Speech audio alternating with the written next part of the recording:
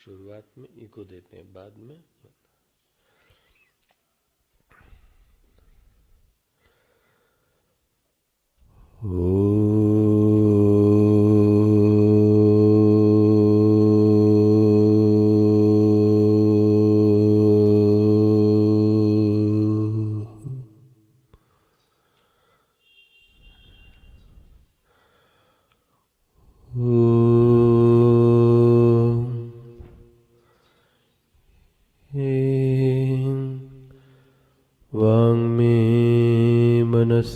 प्रतिष्ठिता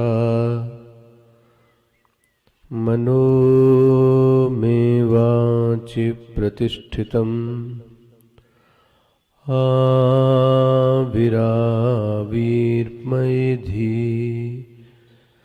वेदस्यमवाणिस्थः श्रुतं मे मा प्रहासीः अनेनाधीतेन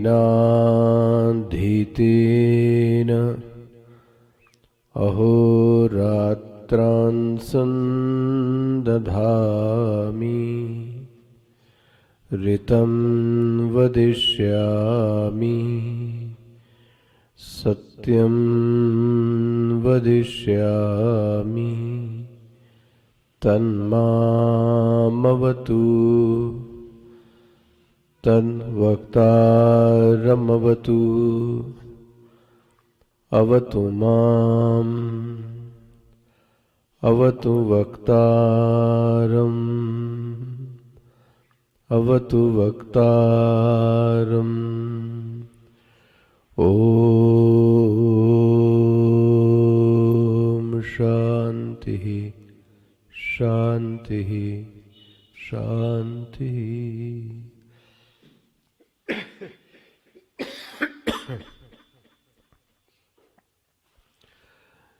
सदाशिवसमारम्भां शङ्कराचार्यमध्यमाम् अस्मदाचार्यपर्यन्तां वन्दे गुरुपरम्परां शङ्करं शङ्कराचार्यं केशवं वादरायणं सूत्रभाष्यकृतौ वन्दे भगवन्तौ पुनः पुनः भगवन्तौ पुनः पुनः भगवन्तौ पुनः पुनः।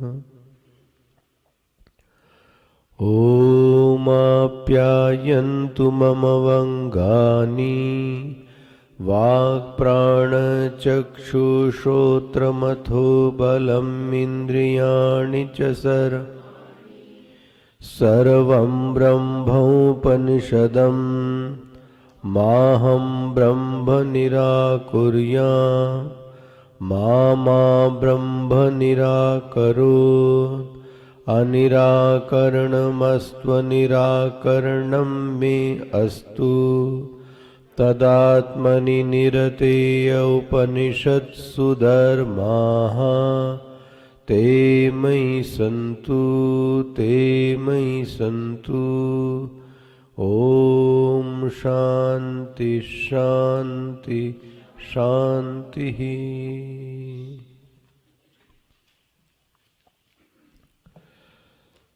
तस्यै तपोदमकर्मेति प्रतिष्ठा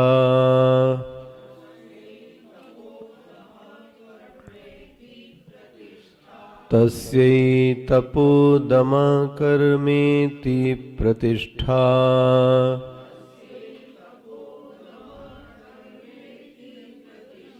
वेदाः सर्वाङ्गानि सत्यमायतनम् तस्यै तपोदमाकर्मेति प्रतिष्ठा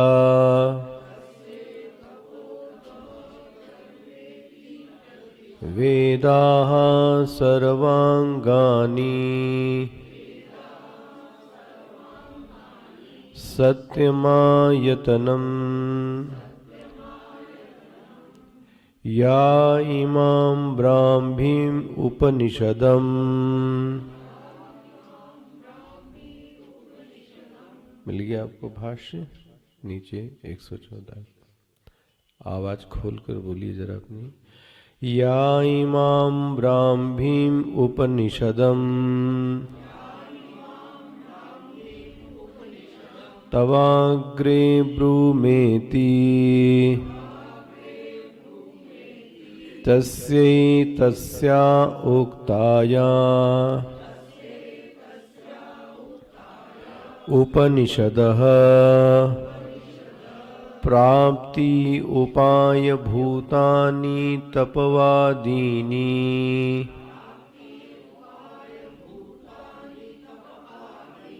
तपः कायेन्द्रियमनसां समाधानम्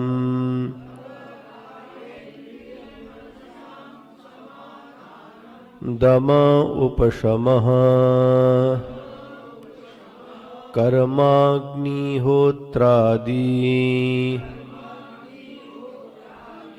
एतैः संस्कृतस्य सत्त्वशुद्धिद्वारा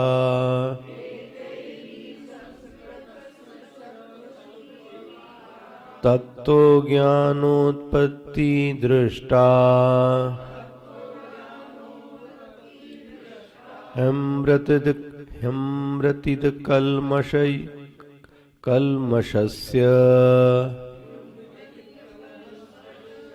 ह्यमृतिद कल्मषस्य उक्ते अपि ब्रह्मण्य प्रतिपत्तिर्विपरीत प्रतिपत्तिश्च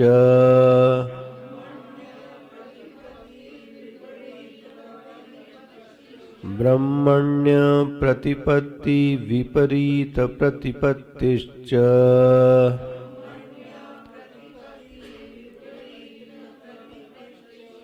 यथेन्द्रिय विरोचन प्रभृतीनां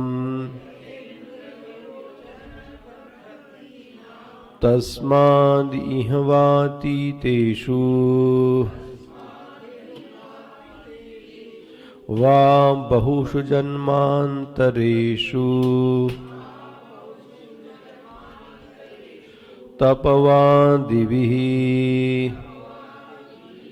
कृतसत्त्वशुद्धे ज्ञानम्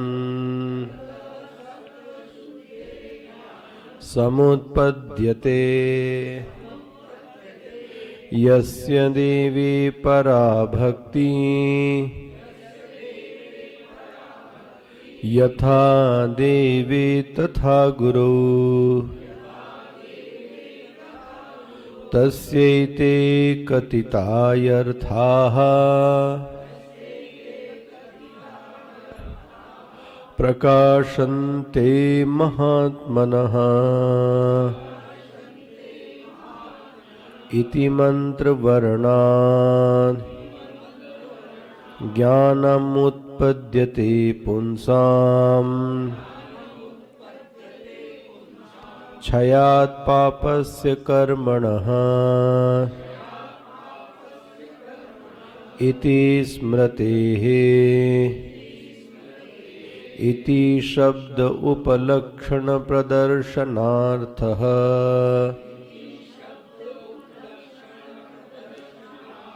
इत्येवमादन्यपि ज्ञानोत्पत्ति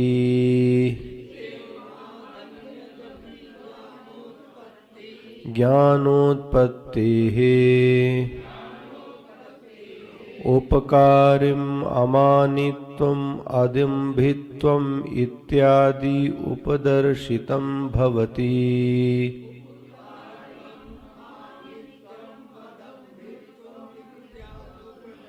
उपकारम् अमानित्वम्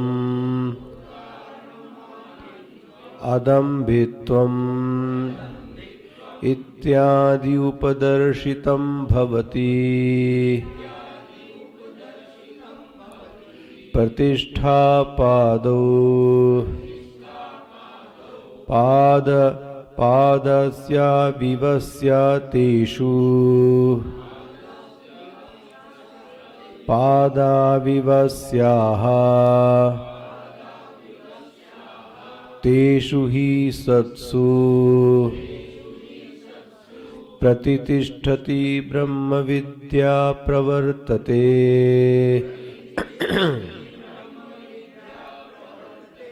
पद्भ्यामिव पुरुषः वेदाश्चत्वारः सर्वाणि च अंगानि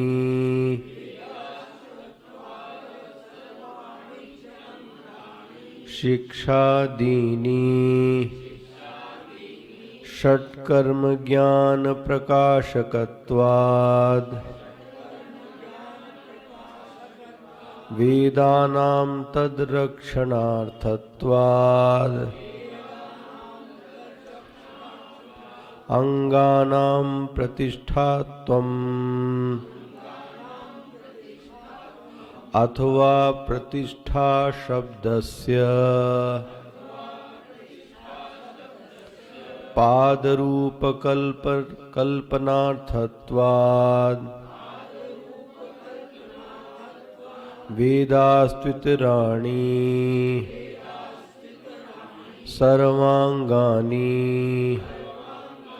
शिरादीनि अस्मिन् पक्षे शिक्षादीनां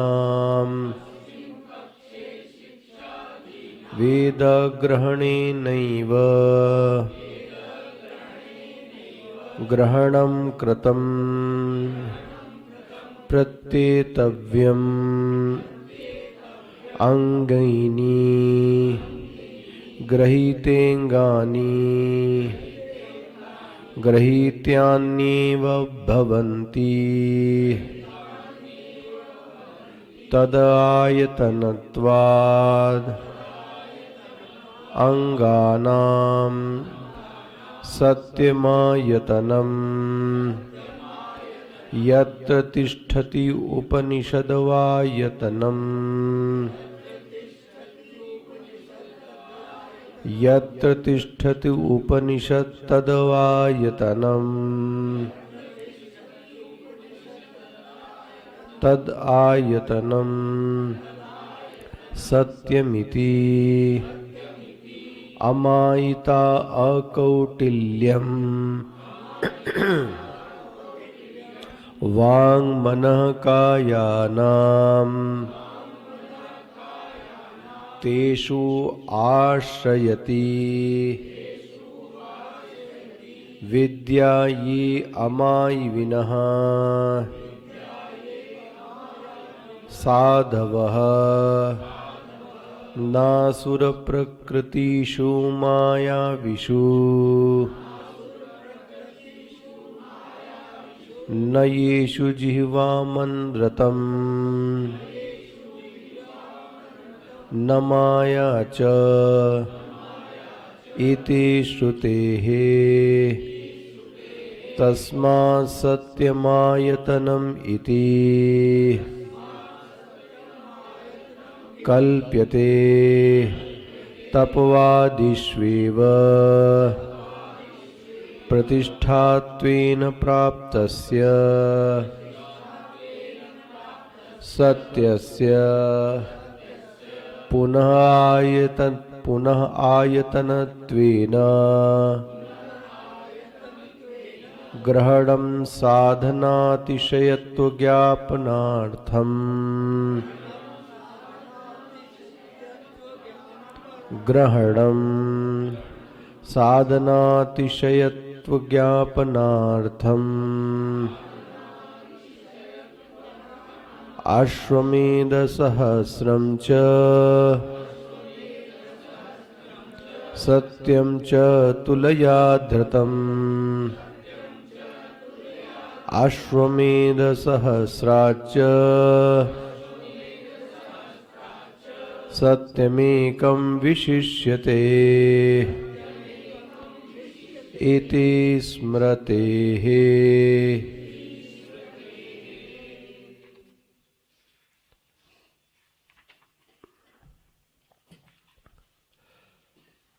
तस्यैहि तपोः तस्यैहि तपो दमः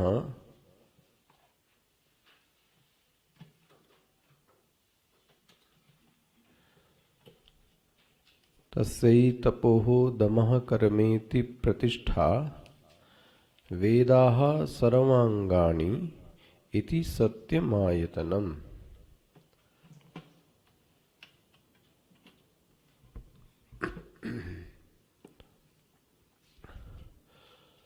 सो उपनिषद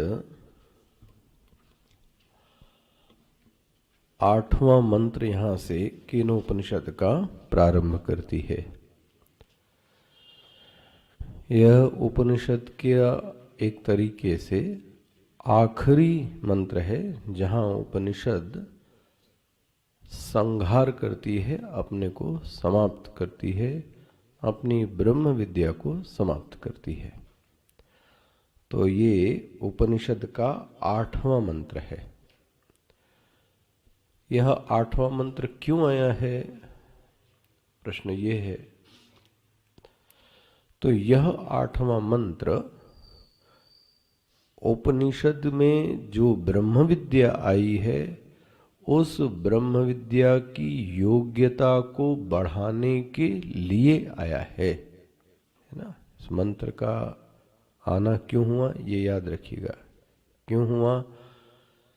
यह जो उपनिषद को पढ़ने वाला जिज्ञासु है, जो मुमुक्षु है, वह उपनिषद को पढ़ने के लिए अपनी योग्यता को कैसे बढ़ावे।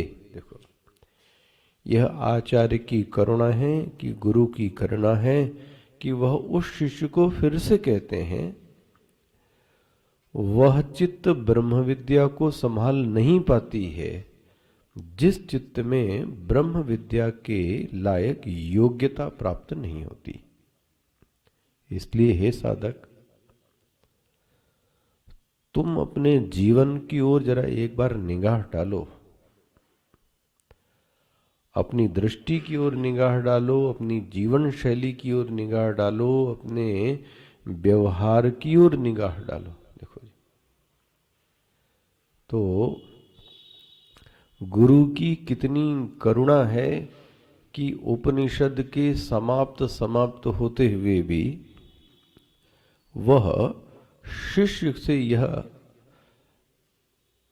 उपदेश देते हैं शिष्य को कि शिष्य अपनी योग्यता को क्या करो और बढ़ाओ। तो 8वां जो मंत्र है वो किसके लिए आया?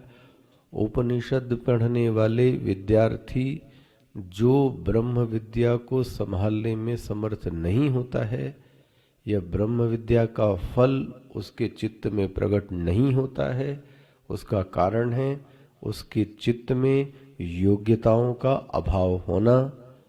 तो यह मंत्र आपको पूरी तरीके से फिर से वह अधिकारी कैसे बने ब्रह्म विद्या का, इस योग्यता को क्या करती है? श्रुति बताती है।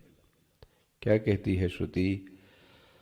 तस्यै तपः, देखो जब भाष्य को देख लीजिए, या इमाम ब्राह्मीम उपनिषदम तवाग्रे अब्रूमेति। हे शिष्य, यह ब्राह्मी उपनिषद ब्रह्म विषयक विषया, ये जो ब्रह्म विषयक चर्चा थी, जो उपनिषद थी, वो मैंने तव आग्रे, तुम्हारे आगे क्या करी? रखी।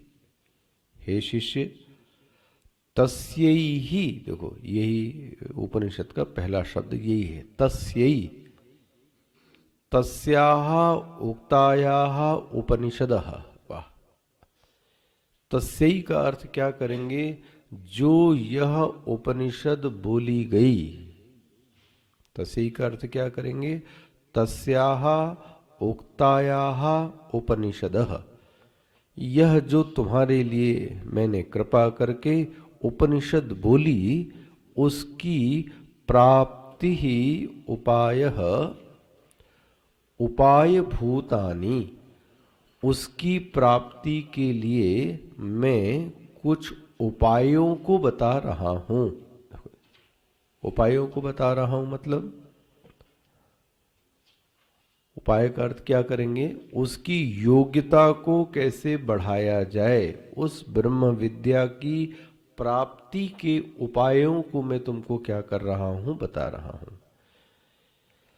जब तुम जीवन में इस उपाय को करोगे तो तुमको ब्रह्म विद्या क्या हो जाएगी, प्राप्त हो जाएगी। तो उपाय भूतानि, क्या उपाय हैं, तो श्रुति कहती है तप आदीनी।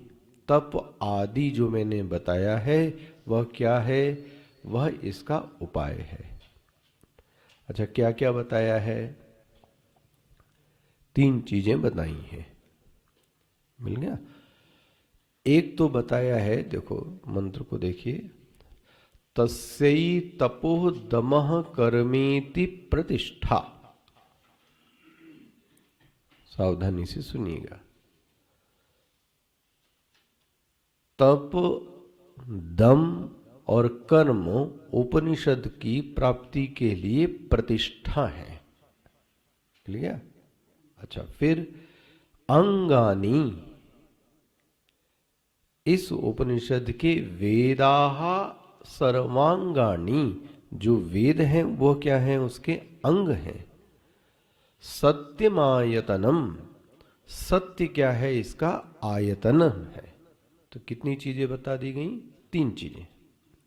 क्या क्या बताई गई, प्रतिष्ठा, ध्यान से सुनिएगा आखिरी मंत्र, प्रतिष्ठा। एक तो क्या बताई गई, प्रतिष्ठा। दूसरा क्या बताया गया, अंगानी। तीसरा क्या बताया गया, आयतनम। तो पहली चर्चा स्टार्ट कर। प्रतिष्ठा मतलब क्या, प्रतिष्ठा मतलब क्या, जिस पर व्यक्ति खड़ा होता है उसको क्या बोलते हैं, प्रतिष्ठा। हर व्यक्ति यहां समाज में किसी चीज पर क्या हुआ है, खड़ा हुआ है। इसलिए आप व्यवहार की भाषा में भी क्या बोलते हैं, इनकी प्रतिष्ठा क्या हो गई, पर चोट लग गई। इनकी जो प्रतिष्ठा थी समाज में वो क्या हो गई, गिर गई, या यह अपनी प्रतिष्ठा से च्युत हो गए। ऐसे शब्द बोलते हैं, मतलब जो व्यक्ति का बेस है, जिस पर वह खड़ा था, उससे च्युत हो गया, गिर गया। तो गिरा विरा तो कुछ नहीं, लेकिन जिस पर वह खड़ा था समाज में, आज वह उससे क्या हो गया, गिर गया। यह उल्टा भी हो सकता है। इनकी प्रतिष्ठा तो समाज में क्या हो गई, बढ़ गई। तो प्रतिष्ठा मतलब क्या होता है, जिस पर व्यक्ति खड़ा होता है। स्पष्ट हो गया। तो क्या कहेंगे प्रतिष्ठा मतलब, सरल भाषा में कहें, व्यक्ति किस पे खड़ा होता है, बोले अपने पांव पर। व्यक्ति खड़ा किस पे है, वो जब पांव ठीक है तो व्यक्ति क्या हो पाएगा, खड़ा हो पाएगा। अगर पांव ठीक नहीं है, वो देखो आप माता जी कैसे, पांव में अगर शक्ति नहीं है तो कैसे खड़ा होता है आदमी, पकड़ता है कि नहीं पकड़ता है, तो फिर उसके चलने में दिखता है। क्यों, क्योंकि जिस पर वह खड़ा है वही ही क्या है, कमजोर है। पांव मतलब क्या हुआ भाई, मेडिकल में भी ऐसा मैं सुनता हूं कि शरीर का आधा से ज्यादा जो बोझ है वो किस पे पड़ता है, इन्हीं घुटनों पे और पैरों पर पड़ता है। इसलिए हर डॉक्टर सबसे पहले ही हम लोगों को देख के क्या कहता है, वेट कम कीजिए बिना देखे ही बोल देगा, क्योंकि उसको पता है कि आपका जो वजन जा रहा है वो किस पे जा रहा है। फिर और भी कारण हो सकते हैं बहुत सारे। तो व्यक्ति खड़ा किस पे है, पांव पर। तो बोले वो तो छोड़ो, यह उपनिषद किस पे खड़ी है?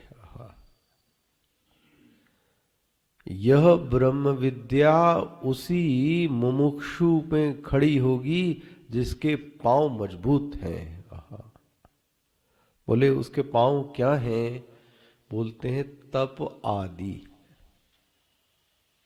क्या क्या हो गया? तपः, दमः, कर्मेति, प्रतिष्ठा। देखो जी, स्पष्ट हो गया। ये 3 महाराज चरण बताए हैं खड़े होने के लिए।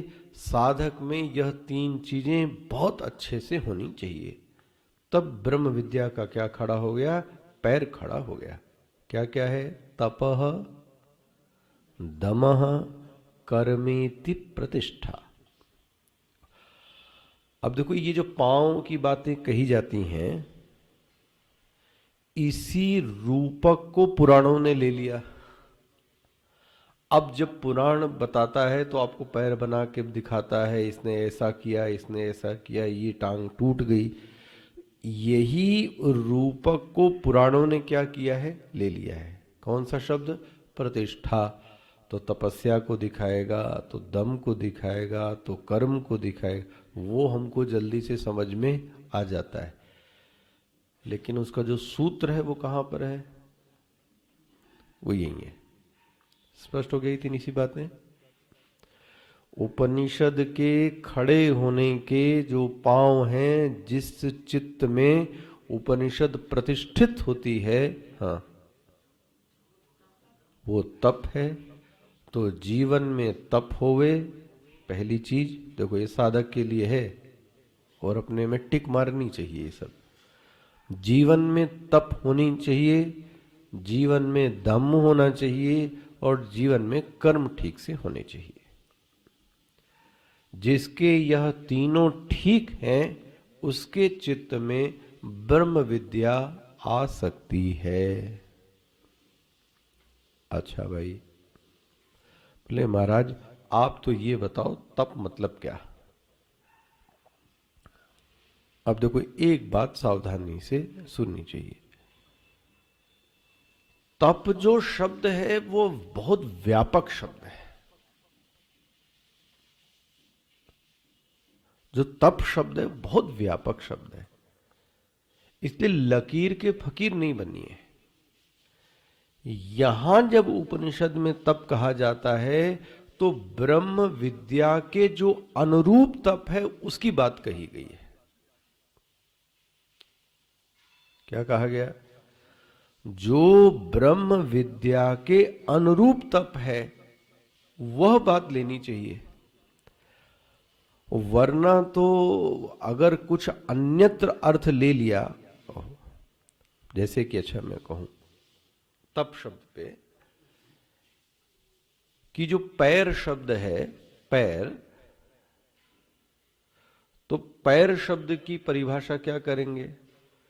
तो आप ये पूछेंगे किसका पैर? बोले ऐसा क्यों पूछते हो? हमने तो तुमसे इतना ही पूछा कि पैर क्या है। तो आप क्या कहोगे? भाई, हाथी का पैर अलग होता है, बच्चों का पैर अलग होता है, थोड़ा बड़े पुरुष का पैर, तो देखो सबका अलग अलग हो गया कि नहीं हो गया? हाथी का पैर अलग हो गया और मनुष्य का पैर क्या हो गया? अलग हो गया। तो शब्द कैसा है? एक। वो कौन सा शब्द है? पैर। लेकिन हाथी के संदर्भ से जो पैर की परिभाषा होगी, पैर का जो रूपक होगा वो अलग होगा, ठीक है? और जो मनुष्य का दिखाया जाएगा पैर, वो कैसा होगा? इसी तरह से तद्वत तपस्या किस क्षेत्र में,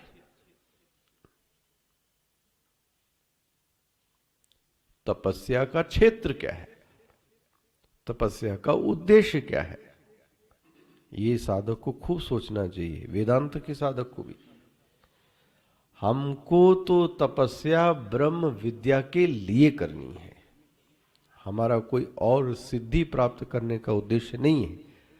हमारे तो जीवन में ब्रह्म विद्या आ जावे, उस ब्रह्म विद्या के लिए मैं तपस्या की बात कह रहा हूं। तो यह जो क्षेत्र हुआ क्या, ब्रह्म विद्या के अनुरूप। वरना तपस्या की बात तो आपको क्या कहा जाए कि आप पढ़ेंगे उपनिषदों में और पुराणों में, तपस्या के लिए कहा गया कि चांद्रायण व्रत करना चाहिए। सुना है नाम आपने? ले कर आपने किया है? वाह, माता जी ने किया। देखो चांद्रायण बहुत पुण्य मिलता है, इसका बहुत पुण्य मिलता है। तभी ये खड़े हो गए इनके सब, ये जो साम्राज्य पद्मामा का खड़ा हुआ, तो कोई ना कोई तो होगी तपस्वी, तो नहीं इसके पीछे किसी किसी का तो पुण्य होता ही है। तो अब तो आपके सामने ही चांद्रायण व्रत उन्होंने किया है।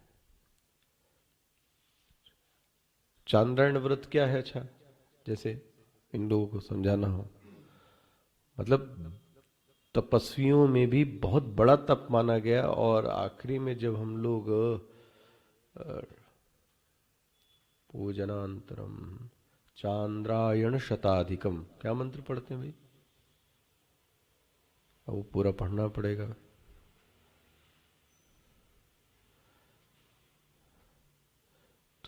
तुलसी दलम, आखिरी में पूजा में जब तुलसी दल चढ़ाते हैं तो बोलते हैं चांद्रायण शताधिकम। यह जो एक तुलसी पत्र दे रहे हैं वो 100 चांद्रायण के क्या है भगवान बराबर है। आप हमको ऐसा वरदान दीजिए। देखो, ऐसा जब पूजा कर लेते हैं तो आखिरी में तुलसी दल चढ़ाते हैं। और चांद्रायण व्रत की पुराणों में खूब चर्चा की गई है महाराज, जम के। इसका बड़ा पुण्य मिलता है, साधु लोग भी करते हैं। लेकिन हाँ, ध्यान रखना, कौन साधु करेगा? जिसको ब्रह्म विद्या चाहिए उसके लिए नहीं कहा गया भाई। मैं उसका साइड इफेक्ट भी आपको दिखाता। अच्छा, पहले जान लो, अच्छा चांद्रायण मतलब क्या? चंद्रमा की कलाओं पर आधारित भोजन। बोले मतलब जैसे कि किस दिन चालू करें? पूर्णिमा है ना, तो आप मान लीजिए 2 रोटी खाते हैं, तो 2 रोटी के आटे के बराबर आपने 16 रोटियां बना ली। कितनी? छोटी छोटी कितनी बना ली? 16। पहले दिन कितनी खाई? 16। फिर कितनी खाई? फिर धीरे धीरे कम हो गया, 15, 14, 13 हर दिन। और एक दिन क्या करना पड़ा? अमावस्या। फिर 16, 15, चंद्रमा की कलाएं घट रही हैं। अब दिन में कुछ और नहीं खाना है फिर। यार ये नहीं कि एक समय इतना का पक लिया फिर दूसरे समय नहीं, बस। और अब आपकी अगर भूख 2 रोटी की होवे और आपको 1 रोटी दी जाए दिन भर, फिर दिन भर में एक अभी क्या कर दिया जाए, 1/8 किया जाए, तो अब आप सोच लो शरीर का क्या हाल होगा। 9 दिन नहीं, नवरात्र नहीं, नवरात्र में तो धमाधम खाते हैं खूब। सिर्फ उतना ही खाना दिन भर में, और अमावस्या के दिन कुछ नहीं। और फिर से आपने क्या किया? बढ़ाया, 1, 2, 3, 4, 5, और फिर से ये 15 दिन फिर इधर पूरे हो गए। तो ये कौन सा महीने भर का व्रत हो गया? हो, इसका बड़ा पुण्य मिलता है, जिसको करना हो करे। लेकिन उम्र को देखते हुए मैं आपसे कहूंगा कि नहीं कीजिए तो ना फिर डायबिटीज और फिर ब्लड प्रेशर बढ़ेगा। फिर भी और पद्मामा से पूछिएगा कैसे क्या किया इन्होंने, किस उम्र में किया आप?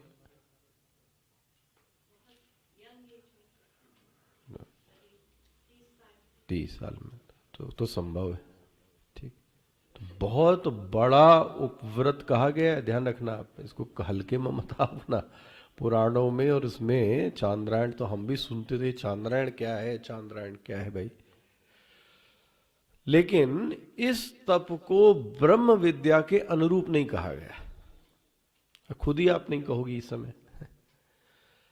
भाई यदि आपने इतना कम खाया कि आपको बैठा नहीं जा रहा है, चक्कर आ रहा है, गिरे जा रहे हैं, उठा के कोई आदमी ला रहा है, तो उससे हुआ ये, हमारे स्वामी जी ऐसा कहते थे कि जिसके लिए आए थे वो तो छूट गया।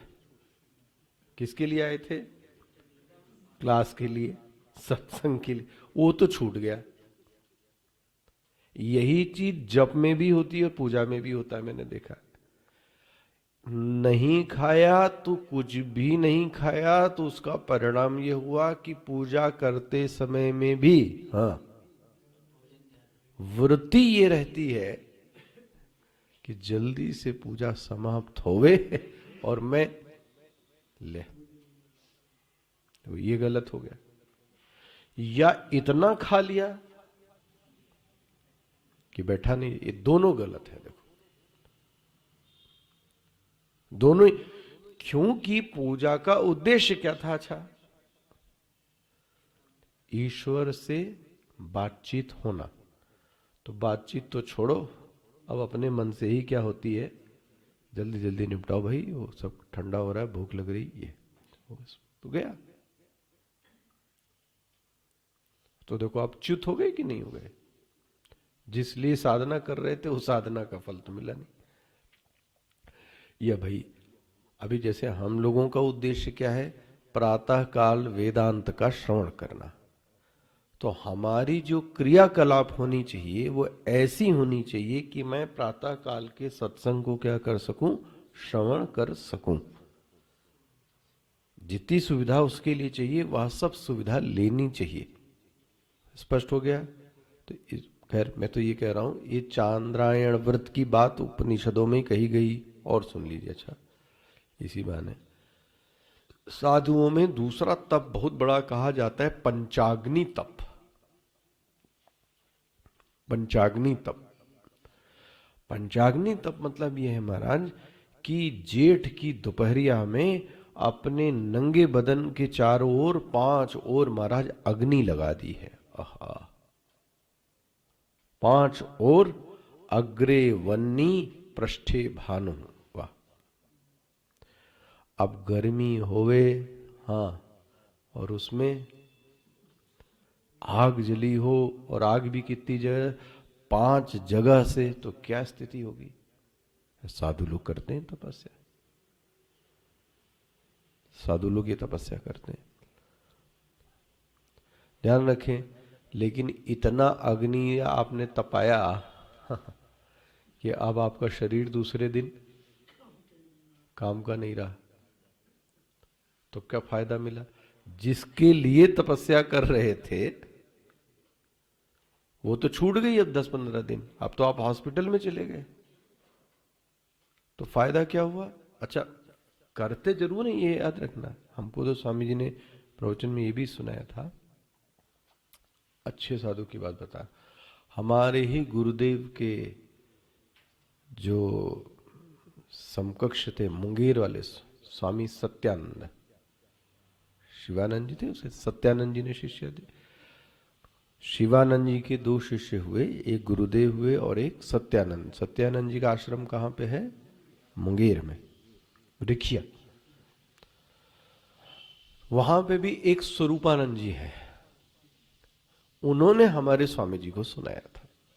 उन्होंने हमारे स्वामी जी को ये बात सुनाई कि उन्होंने ये बताया कि हमारे स्वामी जी को गर्मी सहन नहीं होती थी, क्योंकि अच्छे घर से आए थे, संभ्रांत घर के थे और सब अच्छे से रहते थे, लेकिन गर्मी बर्दाश्त नहीं होती थी उनसे। और आपको पता है वहां पे गर्मी तो और पड़ती है, जबरदस्त गर्मी पड़ती है रिखिया में, तो बिहार और इस झारखंड में। अब क्या करें, इस गर्मी की समस्या को कैसे करें? तो उन्होंने कहा कि ऐसा करता हूं, इस गर्मी की समस्या को जीवन में सदैव के लिए ही दूर करता हूं। ओहो महाराज, भरी दोपहरिया में पंचाग्नि को तापा उन्होंने बहुत दिनों तक। अब उनकी स्थिति ऐसी हो गई थी कि आप कुछ भी कर लो, उनको गर्मी लगती ही नहीं थी। क्योंकि शरीर इतना इम्यून हो गया, सिस्टम, कि गर्मी नाम की कोई चीज उनको लगती नहीं थी। ले, सिद्धि प्राप्त कर ली कि नहीं कर ली? किससे सिद्धि प्राप्त की? पंचाग्नि तपा। आप तो देखो, किसी भी ये तपस्या की आप भूल से भी निंदा मत करना, ये काम आपका नहीं है। वह जो तपस्या कर रहा है वो उसने भी कहां से ग्रहण की है? कहीं पुराण से, कहीं उपनिषद से ही तो ली होगी। लेकिन हां, उस तपस्या का जो उद्देश्य है वो कुछ अलग है। लेकिन हम लोग किसी की तपस्या को देखते हैं और तुरंत कमेंट कर देते हैं, अरे क्योंकि ये वेदांत लोग ज्यादा करते हैं हम लोग। अरे भाई, जो आपका उद्देश्य है वो दूसरा उद्देश्य, आप उसकी तपस्या करके दिखा दो भाई, तो आपसे तो एक समय नहीं रहा जाता। एक समय क्या मतलब, आदमी जैसे आप लोग बताते हैं 1 घंटा बिना जीप चलाए नहीं रहा जाता है। तो ये कौन सी आदत हो गई भाई? एक बार सुबह मिलेगा, एक बार, ऐसे ही आश्रमों में नियम यही होता था हमारे। एक बार सुबह मिलेगा, दोपहर में जो भोजन मिल गया, फिर रात्रि में मिलेगा। उसके बीच ऋषि तो यही कहता था कि अपने मुंह को जूठा नहीं करना है बार बार। स्पष्ट हुआ? तो ये चटोरेपने की आदत कैसे जाएगी, सोचो आप। हर 10 मिनट में, हर 10 मिनट में, हर 10 मिनट में। तो हम लोगों का तो खैर छोड़ ही दो आप। जो भी साधु तपस्या कर रहा है, कोई भी तपस्या कर रहा है, पहली चीज हमको उसकी निंदा नहीं करनी है, हमको उसका खंडन भी नहीं करना है। क्योंकि वह जो तपस्या आई है वो किसी न किसी पुराण से, किसी न किसी कहीं से तो शास्त्रों से उसने ली है। अब उसकी तपस्या का उद्देश्य अलग है, जैसा उद्देश्य है वैसी वो क्या कर रहा है, तो स्वागत है उसका। इसलिए मैंने कहा, पैर किसका हाथी खा की, तो तपस्या का उद्देश्य तो यहां तो स्पष्ट उपनिषद कहती है, तपस्या का उद्देश्य एक ही है। कौन सी चीजें? ब्रह्म विद्या की प्रतिष्ठा जीवन में होनी चाहिए, इसलिए तपस्या है बस। हम वह जीवन जिएंगे, वह कार्य करेंगे, वह वाणी बोलेंगे जिससे मेरे जीवन में ब्रह्म विद्या प्रतिष्ठित होवे। और तपस्या आप साधुओं की देखोगे कुंभ मेले में तो आंखें फटी रह जाती। और एक तपस्या अच्छा बताता हूं, स्वामी जी ने बताया, वो ऐसे साधु से तो वो मिले, कह रहे थे 100 घड़े की धार लेना सर्दी में। कितने घड़ों की? वो भी घड़ा कहां रखा हुआ है? बाहर आंगन में, ठंडा। और महाराज वो बैठ गए बरामदे में और आंगन में, और शिष्य ने 100 घड़े सी धार उनके सिर पर लगा दी। बताओ आप, यहां तो अब जरा सा ठंडा पानी तो जुकाम हो जाता, आपको देखो पता है। और वहां कितने, वो भी एक दिन नहीं, एक दिन नहीं। तो आप सोचो जरा क्या स्थिति हुई। लेकिन है तपस्या, ध्यान रखें। लेकिन आपने भी ले लिया बड़ी बहादुरी में, हम भी ठंडे पानी से नहा लो, वेरी गुड, स्वागत है। लेकिन उसके बाद हुआ क्या कि 7-15 दिन आपकी कक्षा क्या हो गई? तो किस चीज के लिए कर रहे थे तपस्या? जो जो उद्देश्य था वही क्या हो गया, छूट गया। इसलिए तप शब्द जब कहा जाए तो बहुत सावधानी से इस बात को सुनना चाहिए कि तपस्या मत, हमको वह तपस्या उपनिषद कहना चाहती है जो ब्रह्म विद्या के अनुरूप होवे। मिल गया? अब ब्रह्म विद्या के अनुरूप तपस्या क्या है? क्या कहेंगे? ब्रह्म विद्या के अनुरूप तपस्या क्या है? क्या बोलते हैं? देखो, तपह, अंडरलाइन कर लीजिएगा।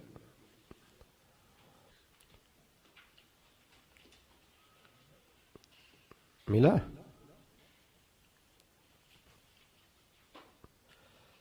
तपः कायेन्द्रिय मनसम कायेन्द्रिय मनसाम समाधानम। देखो जी, स्पष्ट हो गया? पहली बात, समाधानम। तीन पहले देखो, अच्छा यहां से देखो, तपह किसकी किसकी कहा गया? काया का समाधान होना, शरीर का समाधान होना, इंद्रिय का समाधान होना और मन का समाधान होना, यह तीनों को तपस्या कहते हैं। बोले महाराज ये जो आप बोल रहे थे समाधान करना समाधान करना, ये क्या है? समाधान मतलब होता है सम्यक आधानम। हाँ, सम्यक आधानम। सम्यक आधानम का अर्थ क्या होगा? क्या कहोगे? देखो, समाधान ही तप है। समाधान ही तप है। अब समाधान किसका? तो शरीर का समाधान अलग है, मन का समाधान अलग है, हाँ, और तप का और इंद्रिय का समाधान अलग है। शरीर का समाधान, हाँ, मन का समाधान और इंद्रिय का समाधान, समाधान ही तप है। बोले ये समाधान क्या है? अच्छा, समाधान क्या है? क्या कहोगे? Investing total energy into chosen goal. अपनी पूरी सम्यक संपूर्ण शक्ति को, ऊर्जा को लक्ष्य में विनियोग करना। क्या कहा गया फिर से? अपनी संपूर्ण ऊर्जा को अपने चुने हुए उद्देश्य में विनियोग करने की कला को समाधान कहते हैं। किसी को नहीं समझ में आया? अपनी संपूर्ण ऊर्जा को, जो भी आपके पास ऊर्जा है, शक्ति है, उसको चुने हुए लक्ष्य में क्या कर देना? विनियोग कर देना। उस विनियोग करने को क्या कहेंगे? समाधान। स्पष्ट हो गया? अब काया का समाधान क्या होगा?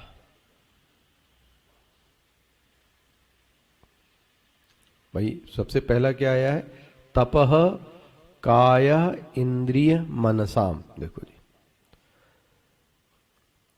यही आया ना पहला, मिल रहा है आपको? तो काया का समाधान मतलब क्या? ना कर्मेति प्रतिष्ठा, कर्म तो बाद में। काया मतलब हुआ हमारे शरीर की रहनी ऐसी होगी जो ब्रह्म विद्या के लायक सहायक होगी। वाह, ये ब्रह्म विद्या के अनुरूप परिभाषा कर रहा हूं मैं। हमारे शरीर की रहनी, मन की रहनी की बात नहीं कह रहे, शरीर की रहनी। अब शरीर को ऐसा चलाया जाए, हाँ, ऐसा रहा जाए, हाँ, जिससे कि वह जो ब्रह्म विद्या है, जो उपनिषद का श्रवण है, वह श्रवण क्या हो जाए? मेरा सार्थक हुए। स्पष्ट होता है? इसका मतलब क्या कहा गया? शरीर की रहनी। रहनी मतलब क्या हो गया? चलना, उठना, बैठना, खाना, पीना, सब कुछ। अब इतना खा लिया कि गैस ही गैस हो रही है ले सुबह, तो भी गलत है। नहीं खाया क्या ही तो बात उम्र में बढ़ती, अगर किसी का मल ठीक से ना निकले प्रातः काल, तो दिन भर वो कैसे बेचैन रहता है। इसका मतलब क्या गड़बड़ हुई है? जीवन शैली, जीवन शैली गड़बड़। मुझे मुझे यही समझ में आया, काया का तप अपनी जीवन शैली को सुधारना, ये ब्रह्म विद्या के अनुरूप साधना, अपनी जीवन शैली को सुधारना। देखो जी, जीवन शैली को क्यों सुधारना? हाँ, क्यों सुधारना जीवन शैली? जिससे कि मैं क्या कर सकूं? श्रवण कर सकूं। अब आपको पता है इसमें कितना ध्यान रखना पड़ता है।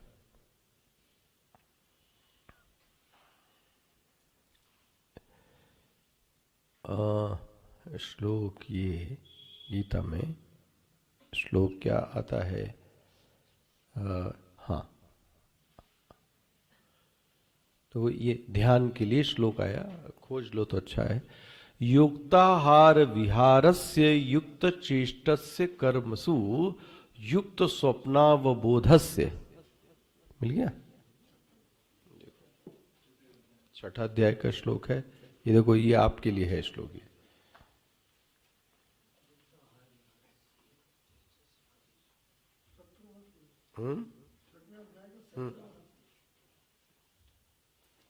मिल गया?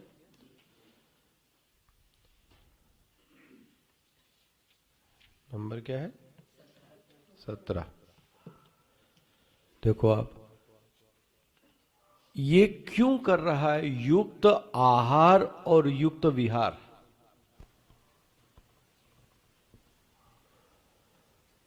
भाई देखो, मैं आपको स्पष्ट एक बात बताऊं, अगर आप 1 घंटा अभी बैठो,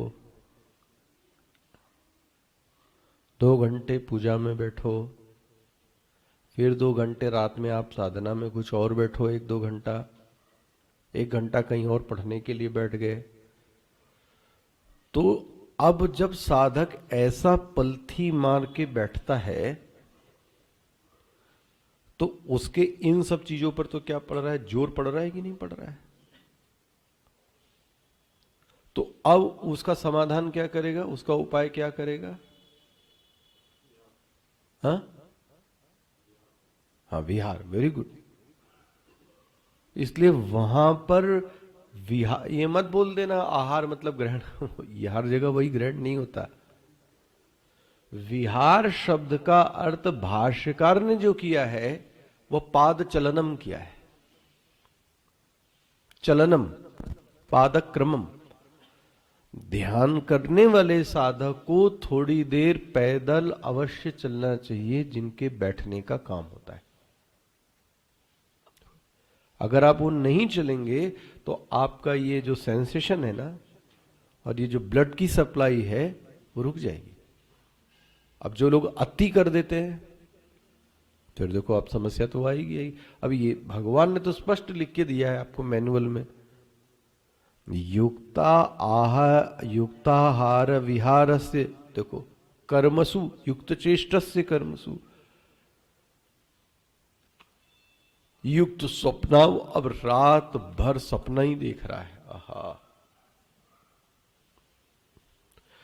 अति सपना देखना। अच्छा, अति नींद लेना। अति नींद लेना मतलब, अति नींद लेना मैंने आपको समझाया होगा कि उठने के बाद जब आप फ्रेश फील ना होवे और डिप्रेशन जैसा आपको लगे, तब समझ लेना आप ज्यादा सो रहे हो। पता नहीं सबके साथ हुआ होगा। ज्यादा सो लीजिए, सोने के उठने के बाद व्यक्ति को क्या आता है? बड़ा डल सा लगता है। इसका मतलब वो ठीक नहीं है। अच्छा, एक उठना होता है, उठने के बाद व्यक्ति को क्या है? उत्साह है, एनर्जी है। वो अलग नींद हुई कि नहीं हुई? और ये भी कितना खाना, कितना पीना, ये भी ध्यान रखना। इन सबका उद्देश्य क्या है? श्रवण, मनन और ध्यान। इतना खा ले, अनशनन बिना, अनशनन मतलब भूखा पेट। अच्छा, भूखे पेट के नाम पर बोले तो खाने को का बोले 7 8 9 रोटी खींच दिया दम के, अब लो, अब ध्यान करोगे उसके बाद तुम? ऐसा भी नहीं हो सकता। बन गया। इसलिए देखो कहा गया पादक क्रमम, जो बैठने वाला साधक होवे वह थोड़ी देर क्या करे, अपने पैर को क्या करे, चलावे। पादक्रम चलनम, ये इसीलिए कहा गया। अगर नहीं करेगा तो जो श्रवण हो जाएगा वो क्या हो जाएगा? बाधित हो जाएगा कि नहीं हो जाएगा? तो आप अच्छा इतनी वॉक कर डाली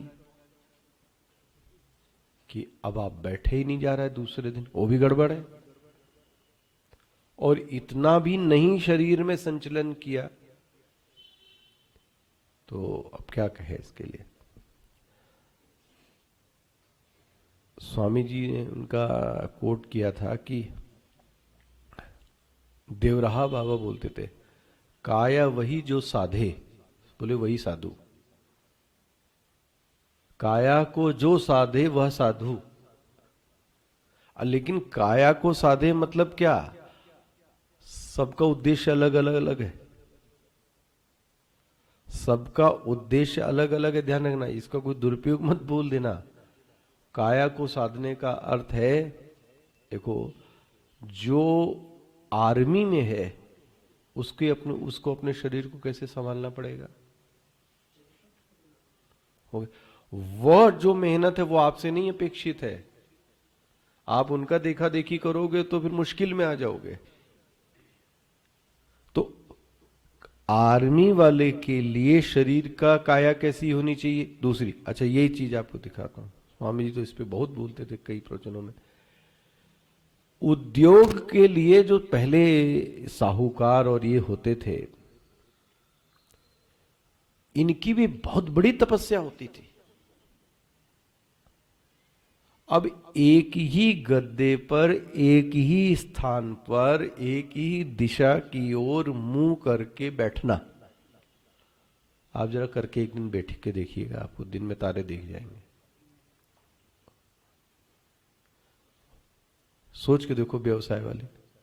और अभी तो तब भी आजादी ले लेते हैं नए लोग। पहले का जो वैश्य वर्ग था ना, वो उस आसन पे खाना नहीं खाता था। पहले के जो आपको मिलेंगे ना, जहां पे वो बैठता था ना, उस पे खाना नहीं खाता था। यहां तक कि वो गलत बात भी नहीं करता था उस पे बैठ के, थोड़ी दूर हट के। यहां पे नहीं, कितना पड़ी। और उसी पे रात दिन, यही नहीं कि वहीं पे मलमूत्र इधर उधर, ना ना उसको।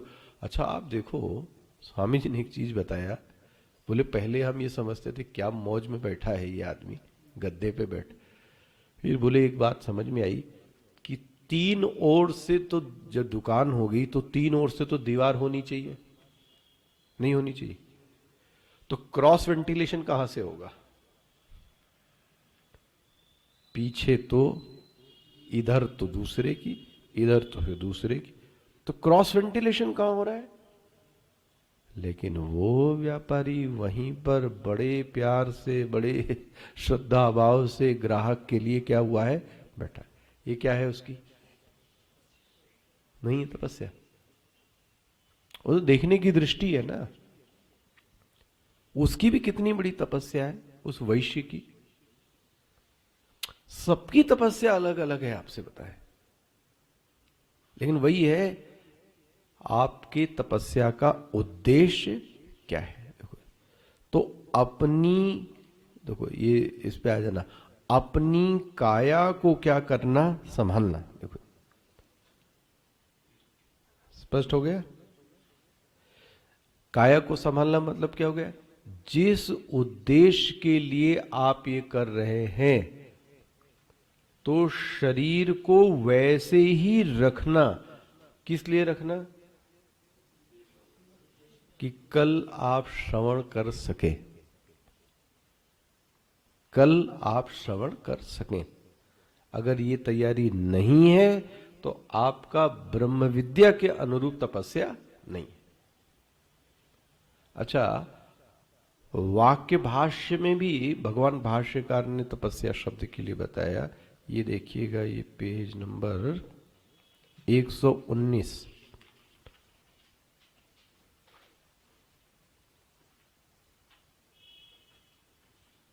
देखो क्या बताया है।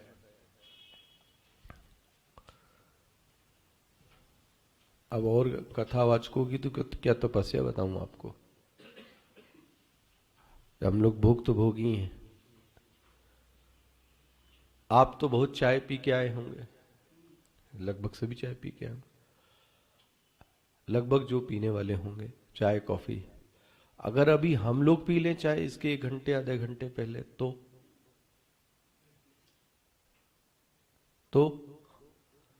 आप वॉशरूम जाएंगे कि नहीं जाएंगे? तो कितनी बार जाएंगे? और कहीं बड़ी 2-3 घंटे की कथा होती है, जब क्या तपस्या होती है महाराज। किसी भी वक्ता की क्यों निंदा करो आप। 3 घंटे तक वो वहां पे बैठा हुआ है। तो उसमें स्वामी जी बताते थे कितना शरीर का बलिदान करना पड़ता है, यह जनता जनार्दन नहीं समझती। सबसे पहली चीज जो रोकनी पड़ती है वो है जल। अगर 7 दिन की कथा होती है, यह हम लोगों का ज्ञान यज्ञ भी 2 घंटे का भी, तो सबसे पहला काम क्या पता है? 5 बजे से ही पानी का क्या कर देना, बंद कर देना। अच्छा, स्वामी जी ने एक बड़ी अच्छी चीज बताई। देखो विरोधाभास कैसे हो रहा है। बोलने का 2 घंटे निरंतर कार्य करना, तो बोलने का कार्य मतलब अग्नि का कार्य, अग्नि का कार्य है, और उसको करने के लिए जल भी नहीं लेना है। अच्छा, और सुना देते हैं, चलिए आपको अंदर की बात। नहीं लेने के कारण, ज्यादा जल न लेने के कारण फिर शरीर में क्रैम्प्स आना हम लोगों को चालू होता है। क्यों? क्योंकि ये भय है। पूजा में बैठेंगे तो पूजा में उठने ना पाए, शाम को बैठेंगे तो फिर वो बीच में ना उठने पाए, फिर जब खंडित हो जाएगा उठ गए। 1.5 घंटे यहां बैठे, ये 1.5 घंटे कहीं ज्ञान यज्ञ में बैठ। अच्छा, कई बार तो हर व्यक्ति के यहां तो आप जा भी नहीं सकते ना, जो अपरिचित व्यक्ति हो गए, हर अपरिचित के यहां तो आप जा भी नहीं सकते, ऐसे बोल दो। तो फिर आप उस हिसाब से शरीर को आपको रखना, कितनी बड़ी तपस्या हो गई, सोचो आप। ये बहुत कम लोगों का ध्यान इस पर जाता है, लेकिन उसका प्रभाव किस पे आ जाता है? फिर शरीर पे आता ही आता है। हमारे स्वामी जी सबसे अच्छा इसका उदाहरण थे कि फिर कुछ ना कुछ प्रभाव शरीर तो क्या करेगा। आप भाई अब 3-3 घंटे सुबह, 3-3 घंटे शाम, तो फिर भोजन और पानी की मात्रा तो आपको एकदम रोकनी पड़ेगी। तो सब मलमूत्र सब क्या हुआ पुर। इसलिए कहा गया ब्रह्म विद्या के अनुरूप शरीर का रहना। शरीर का रहना मतलब क्या हो गया? जीवनचर्या को संभालना। कैसा जीवन संभालना? ऐसा दिन भर व्यतीत होवे, हाँ, जिससे कि कल मैं और फ्रेश मूड से श्रवण कर सकूं। स्पष्ट होता है? अच्छा, एक चीज और देख लीजिए, भाष्य में आया है, पेज नंबर 119 का देखा भाष्य आपने? नीचे वाला पैरा देखिए, नीचे वाला पैरा क्या लिखा है? तस्यै तस्या वक्ष्यमाणाया उपनिषदः तपः। तपः का क्या अर्थ क्या किया है? ब्रह्मचर्या आदि। देखो जी, तप का अर्थ यहां क्या किया है? तप का अर्थ क्या किया? ब्रह्मचर्या आदि। ब्रह्मचर्य आदि मतलब का एक जो स्थूल अर्थ है, स्थूल अर्थ है, स्थूल अर्थ है वीर रक्षण, लेकिन एक बड़ा अर्थ है गुरुकुल का अंतेवासी बनकर रहना। देखो जी, ये तपस्या है। क्या क्या आ गया? गुरुकुल में गुरु के पास रहकर आश्रम में गुरु के पास रहना। महाराज मैं आपको बताऊं 70-80% आदतें ठीक हो जाती हैं अगर होना चाहे तो। जैसे कि उदाहरण क्या कहें, जैसे 15% ये सुधरे हैं अभी, 10% सुधरे हैं अभी। तो आप जब रहोगे महात्मा के पास में गुरुकुल में तो आपको बहुत सारी चीजों का अपने आप क्या हो जाएगा पता, अलर्टनेस जागृत रहती है। हम लोग कहाँ रहते थे, हॉस्टल में, और स्वामी जी का कक्ष कहाँ, लेकिन बुद्धि कैसी रहती थी सदैव पता है, ऑलवेज अलर्ट मोड पे रहती थी। अब वहां पर श्रवण भी करना है, सेवा भी करनी है। हाँ, तो अब इतना अच्छा शेड्यूल होता है, इतना अच्छा शेड्यूल होता है कि आपको बहिर्मुख बनने के कोई चांस मिलते ही नहीं।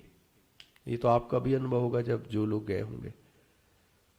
1 घंटा सवेरे कर लिया, 1 घंटा दोपहर कर लिया, 1 घंटा शाम को कर लिया, मंदिर में दर्शन कर लिया, थोड़ी सेवा कर ली, और आदमी क्या हो गया, थक गया।